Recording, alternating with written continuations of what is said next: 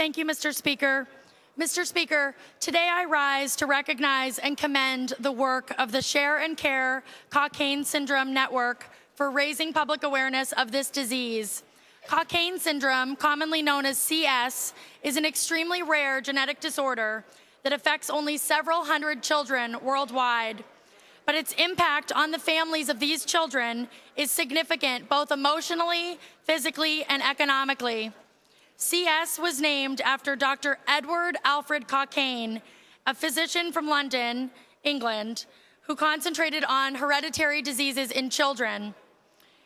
He recognized this genetic disorder in 1946.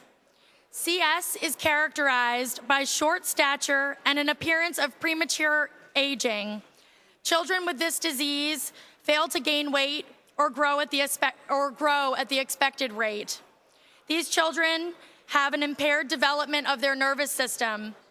They also have an extreme sensitivity to sunlight. Even a small amount of sun exposure can cause sunburns. Other possible signs and symptoms include hearing loss, eye abnormalities, severe tooth decay, bone abnormalities, and changes in the brain that can be seen on brain scans. There is currently no treatment for CS, and most patients die in their childhood. The disease is caused by a gene mutation that is passed down from the patient's parents.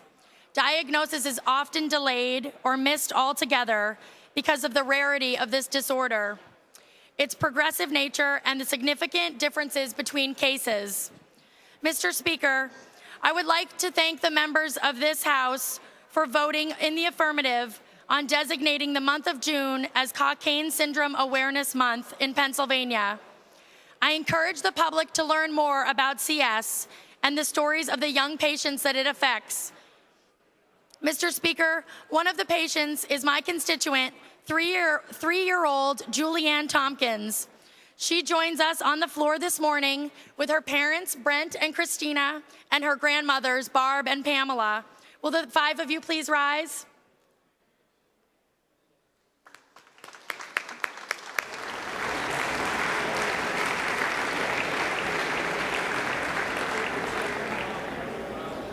Tootie, as she is commonly called, was diagnosed with CS last year. Because her condition went undiagnosed for so long, she had to undergo 2 needless skull surgeries. Had there been more awareness, Tootie and her parents would have been spared a lot of pain. Brent and Christina, her parents, say that Tootie Ladies, suspend a minute. If the members could kindly hold the conversations down. Appreciate it if you would clear the aisles. Kindly hold the conversations down. Go to the rear of the House if you need.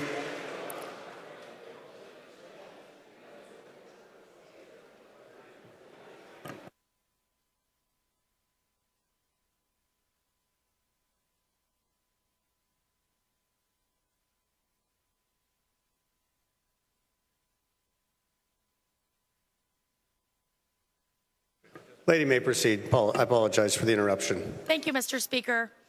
Brent and Christina say that Tootie has taught them never to give up and to cherish every day that they have with her.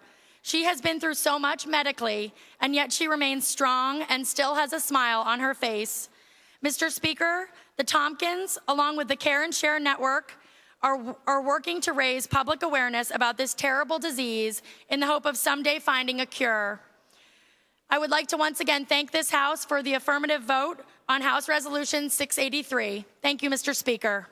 Speaker, thanks, Lady.